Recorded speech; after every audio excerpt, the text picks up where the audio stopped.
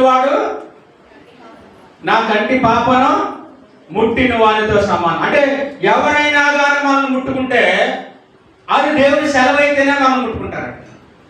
ఏ కష్టమైనా మనకు వస్తే అది దేవుని సెలవైతేనే, అది ఏ వ్యాధి అయినా సరే. నేను 2-3 వారాల క్రితం ఒక మాట చెప్పాను.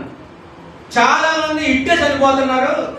జాగ్రత్తగానండి, చాలా మంది ఇట్టే చనిపోతున్నారు, ఇలా రాబోతాలకి అలా చనిపోతున్నారు.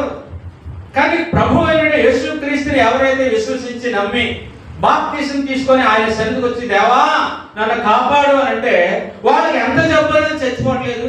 ఎక్కువ శాతం ఇంకా బతుకుతూనే ఉన్నాము. ఏమండి, వాళ్ళకి జబ్బు రావాలని అక్కడ వెళ్ళిపోతున్నారు. మనకి జబ్బు వచ్చినా ఇంకా బతుకుతున్నాం. ఏ మందో మాకో వేసుకొని, వాళ్ళు మందు మాకు అది వేసుకుంటారు కానీ పని చేయట్లేదు. కానీ ప్రభు యొక్క నామములో మనం వేసుకున్న ప్రతి మందు మనకి ఏం చేస్తుందంటే స్వస్థతనిస్తుందండి. అంటే మన యొక్క జీవిత దినాలలో ఏం చేస్తుంది? పొడిగిస్తుంది. దేవునికి స్తోత్రం, హల్లెలూయా. కాబట్టి క్రీస్తు యేసునందు ఉన్న వారికి ఏ శిక్ష విని ఉండదు. నువ్వు దేవుని యొక్క సన్నిధిలో కరెక్ట్గా కానీ నువ్వు ఉన్నట్లయితే నిన్ను దేవుడు ఎప్పటికైనా కాపాడతాడు.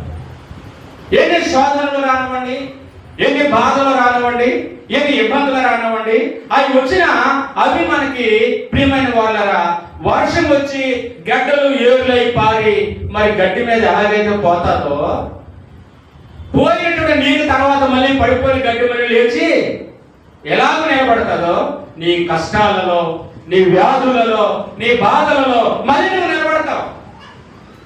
ఇది దేవుడు ఇస్తున్నటువంటి గొప్ప అవకాశం. బయట వారికి అది లేదు. ప్రియమైన వాళ్ళ బయట వారికి అది లేదు. ఇలా చూస్తున్నాము, ఉదయము సాయంత్రానికి కనపడలేదు. ఇలా ఉదయం మాట్లాడుతున్నాము, సాయంత్రానికి కనపడలేదు. సాయంత్రం మాట్లాడుతున్నాము, ఉదయం కనపడలేదు. కారణం ఏంటంటే ఈ లోకంలో ఉన్నటువంటి ప్రతి దానికి కూడా వాళ్ళు బాధితులైపోతా ఉన్నారు. అది ప్రతి దాని మీద వాళ్ళు ఆధారపడిపోతా ఉన్నారు. అయితే యాక్చువల్గా క్రైస్తవుడు ఎందుకు అలా ఉండలేదు అని మనం ఒక విషయం అర్థం చేసుకుంటే, క్రీస్తు మీద ప్రతి క్రైస్తవుడు ఆధారపడుతున్నాడంట. ఎలా ఆధారపడతాడు?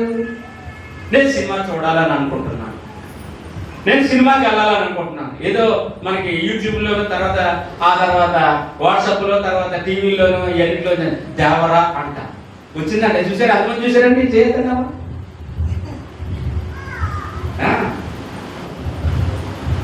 చాలా మంది ఇప్పుడు కొత్తగా రిలీజ్ అయిన సినిమాలు వీళ్ళు ఎందుకంటే దానికి టికెట్ల కొరకు గొడవాడుకొని తెనేసుకొని చచ్చిపోయిన కూడా ఉన్నారు.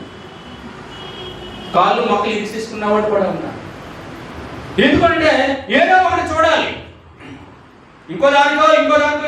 ఇది సినిమా కావచ్చు, అది వ్యభిచారం కావచ్చు, అది త్రాగుడు కావచ్చు, అది ఇంకా గొడవలు కావచ్చు, అవి దెబ్బలాటలు కావచ్చు, వాట్ ఎవర్ ఇట్ మేబీ, ఏదైతే అవనివ్వండి, దాని కొరకు వీళ్ళు ఏం చేస్తారంటే పూర్తిగా ఎడిక్ట్ అయిపోతా ఉన్నారు.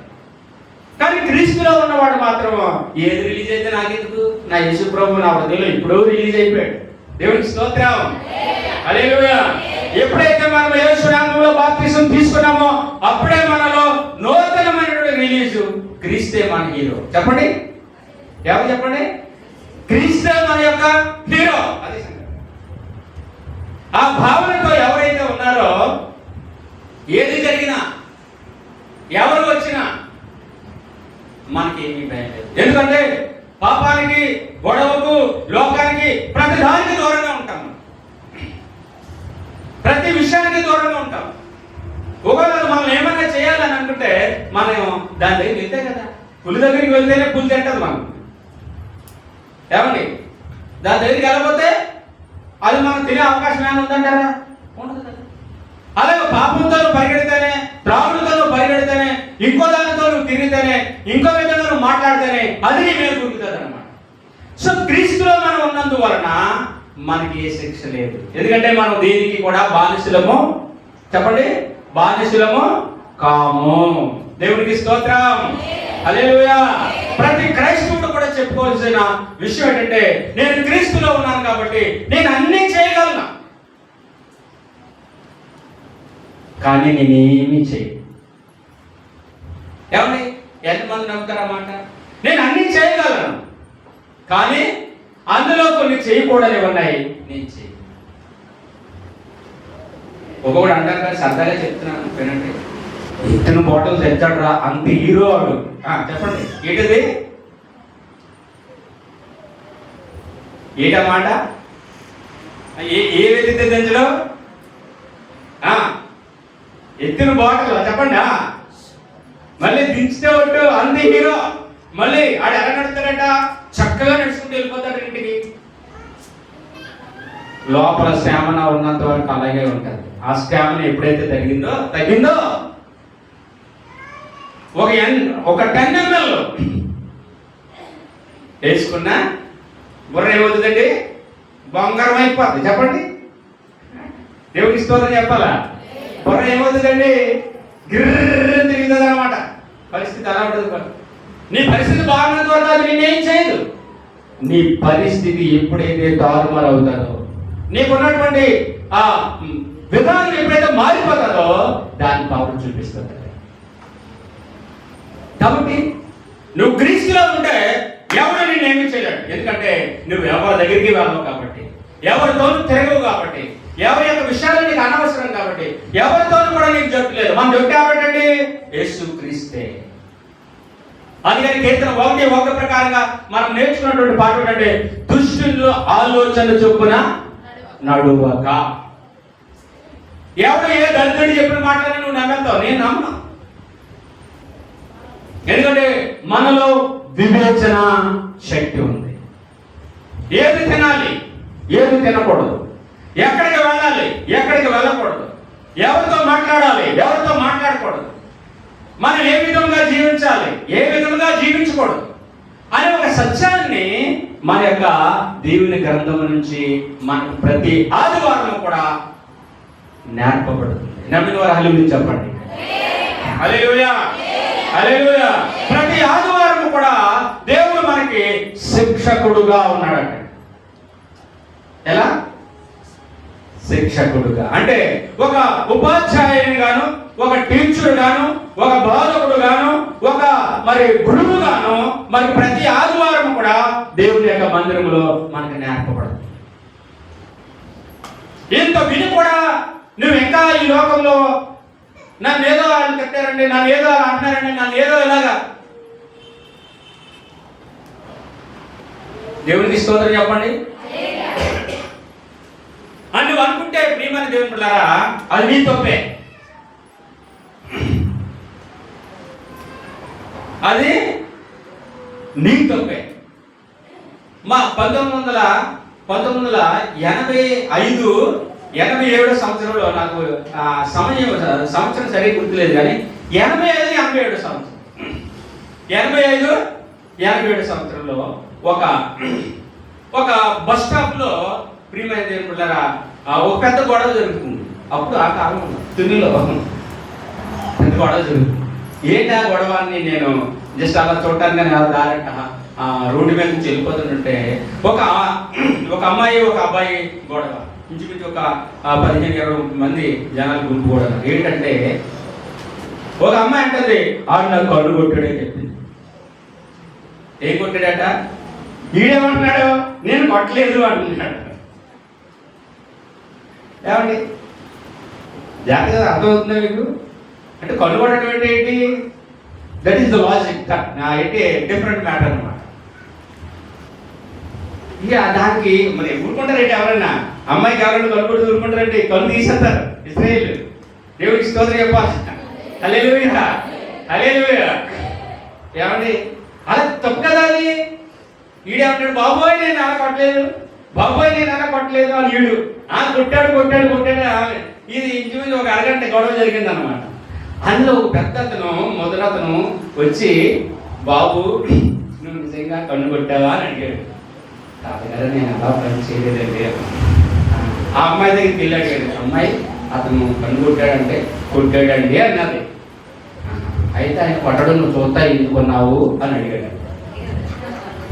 అతను కన్ను కొడుతుంటే నువ్వెందుకు చూస్తా ఉన్నావు? తప్పేవారిది, నువ్వెందుకు చూస్తున్నావు? ఈ దరిద్రుడు ఎలాంటి అనుకొని పోవచ్చు కదా. నువ్వు ఎందుకు రచ్చ చేస్తున్నావు? నీ విలువ ఎందుకు తీసుకుంటున్నావు పిల్లలకు? నువ్వు పో అన్నాడు. ఇంకా అక్కడితో కూడా సెటిల్మెంట్.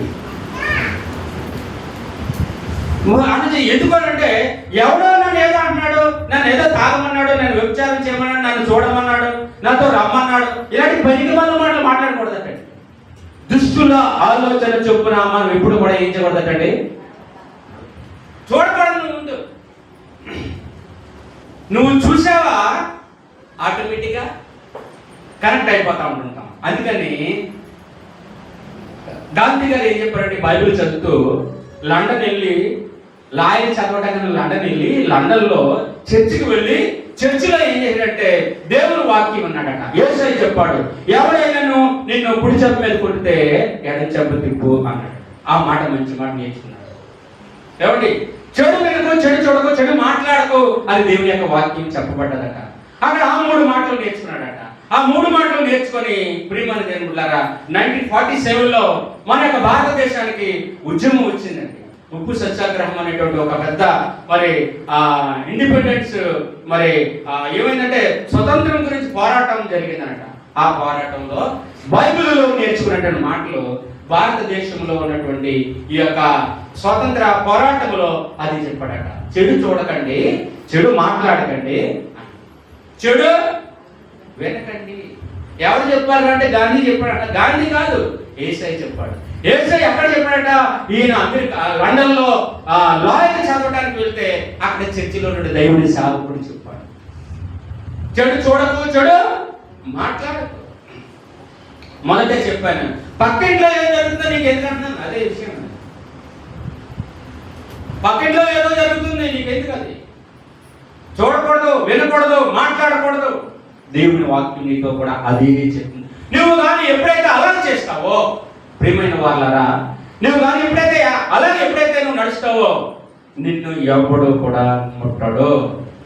నీ కనుపాపను ఎవడు ముట్టడు. నిన్ను ముట్టితే దేవుని యొక్క కనుపాపను ముట్టినట్లే. దేవుడి సువార్తను ప్రకటిస్తా ఉన్నా. నేటికి 35 సంవత్సరాల వయసులకు ఈ ప్రాంతంలో దేవుని యొక్క సువార్త నేను ప్రకటిస్తా ఉన్నా. నాకు ఎవరితో సంబంధం లేదు, ఎవరికి నాతో సంబంధం లేదు, నేను ఏ విషయంలో కూడా ఎవరితో కూడా లేను. కానీ నా పని నేను చక్కగా చేసుకుంటూ పోతాను. ఇక్కడ ఎక్కడైనా కాంట్రవర్సీ ఉందా? కారణం ఏంటంటే దేవుడు చెప్పాడు, పాము వలె వివేకమును పావురు వలె నిష్కపటమైన మనసు నీకున్నాడు. ప్రియమైన దేవుని బిడ్డలారా, నీకు ఎప్పుడైనా ఆ యొక్క మరి ఆ మంచి క్లోజ్నెస్ దేవుడితో ఉంటుందో అప్పుడే నువ్వు చాలా బాగుంటావు. అప్పుడే నువ్వు దీవించబడతావు. దుష్టులు ఆలోచన చొప్పున నడవకుండా ఉంటే, దుష్టుల యొక్క పద్ధతుల ప్రకారం నువ్వు వెళ్లకుండా ఉంటే నీవు ఎప్పటికీ కూడా దీవించబడతావు. నువ్వు సోది చెప్పినట్టు మాట్లాడకూడదు. మాటల్లో క్లారిటీ కావాలంటే అందులో ఒక విషయం కాకుండా, ఆ విషయం ఏంటో తెలుసా? మంచి విషయమై ఉండాలి. పక్కింటోళ్ళు కళ్ళెట్టడము, పక్కింటోళ్ళు ఎడగొట్టడము, పక్కింటో విషయం ఇంకో పక్కన చెప్పడము, ఇలాంటివి చేస్తే మొదటగా దేవుడు ఎవరిని శిక్షిస్తాడు తెలుసా? అన్ని తెలిసిన మనల్ని శిక్షిస్తాడు. పంచిపెట్టువాడు శుద్ధ మనసుతో పంచిపెట్టాలి. ఒక భక్తి జరుగుతుందా, లేదా ఒక పెళ్లి జరుగుతుందా, ఒక ఇల్లు ఓపెనింగ్ జరుగుతుందా, ఒక పుష్పత కార్యక్రమం జరుగుతుందా, అందులో నీకు ఎవరైనా ఒకవేళ చికెన్ వడ్డించమని నీ చేతికి ఇచ్చారు అనుకుందాం, సరదాగా అనుకుందాం. ఆ ఒడ్డుపై చాలా మంది అలా వస్తూ ఉంటారు. కొంతమంది మొక్కలు చూసి వస్తూ ఉంటుంటారు. ఆలు లేకపోతే 2 గంటలు వేస్తారు. ఆలోలు ఏమో చెప్పండి, ఇంకా అర్థమవుతుంది. దేవుడి స్తోత్రం చెప్పండి, గట్టిగా చెప్పాలా? హల్లెలూయా. ఈ మనవాళ్ళు మనబోతాలకి 2 గంటలు ఎక్కువ పడతాయి. మనవాడు కాదంటే గరిటలో ఆ సగం పడుతుంది. ఎంత తప్పండి అది. ఒకరికి పెట్టు, అందరికి అలాగే పెట్టు. అందరికి నేను ఎప్పుడు కూడా చెప్తాను, ఒక పూర్తి గంట ఏంటి చాలు. ఎవరికైనా సరే సరిపోతుంది. సాంబారు, ఆ తర్వాత పక్కన కూర ఉంటుంది, ఒక చికెన్ కూర, ఒక గరిటె కంపల్సరిగా ఒక గరిటె చేసావా చాలు. మనలో అనుమతులు 2 గంటలు అయితే ఇంకొక 2 గట్లు వేసినటువంటి ఆ 2 గట్లు ఇంకో ఇద్దరికి ఎట్టేరిపోతుంది కదా. ఆఖరి ఎవరో వచ్చి నాకు కొంచెం అన్నం కావాలని అనుకోండి, ఆ బంతిలోను ఊపిలోను అన్నం లేదంటే ఆడి ఊర్లో ఏం చెప్పుకుంటాడు, ఏమని చెప్తాడు? అన్నమే అట్లేదంట, పాప అన్నమే అట్లేదా పెట్టారు. కానీ ఎవరిది తప్పండి? వడ్డించేవాడిది తప్పు, పెట్టేవాడిది తప్పు. పెట్టేవాడు కరెక్ట్గా పెట్టాలి. ఇక్కడ దేవుడు ఏమన్నాడంటే, ప్రియమైన జరుగుతారా, అక్కడ యేసుక్రీస్తు వారు 5 రొట్టెలు 2 చేపలు 5,000 మందికి పెట్టినప్పుడు మీరు అందరికీ సమృద్ధిగా పెట్టండి అని చెప్పాడు. వీళ్ళందరూ కూడా ఏ మర్మము ఏ మాయ లేకుండా అందరికీ చక్కగా సంపూర్తిగా పెట్టారట. 5 రొట్టెలు 2 చేపలు ఎంతమంది తిన్నారట? 5,000 మంది తిన్నారు. ఎన్ని వేల మంది అట? 5,000. ఎంత గొప్ప. ఇంకా ఎన్ని గంపలు మిగిలాయటండి? 12 గంపలు. హల్లెలూయా, హల్లెలూయా. 5 రొట్టెలు 2 చేపలు 5,000 మంది తినగా ఇంకా 12 గంపలు మిగలడము ఎంత అద్భుతం ఇది. ఇది ఎవరైనా చేయగలరండి? మానవులు ఎవరో చేయలేరు, మన వల్ల కాదు, అది దేవునికి మాత్రమే సాధ్యం. నేను ద్రాక్ష రసంగా మార్చడము ఎవరి వల్ల కాదు, అది దేవునికి మాత్రమే సాధ్యం. నీటి మీద నడవడము ఎవరి వల్ల కాదు, అది దేవునికి మాత్రమే సాధ్యం. చనిపోయిన మనిషిని లేపడము ఎవరి వల్ల కాదు, అది దేవుని వల్లే సాధ్యం. గట్టిగా హల్లెలూయా చెప్పండి. హల్లెలూయా, హల్లెలూయా. చాలా మంది సైంటిస్టులు శాస్త్రవేత్తలు ఏమన్నారంటే, మేము బతికిచ్చేద్దాం అంటున్నారు. బ్రతికిస్తాం అంటారు, కానీ మా దగ్గర డబ్బులు పోతాయి ఆ బాత్రూంలో. ఆ కారణం ఏమన్నా తెలుసా? బాడీ కోఆపరేట్ చేయలేదు. ఏమిటండి? ఏం కోఆపరేట్ చేయలేదు? గట్టిగా చెప్పండి. Body doesn't cooperate to the operation. దేవుడికి స్తోత్రం చెప్పండి. గట్టిగా చెప్పాలా? బాడీ ఏం చేయలేదంటండి?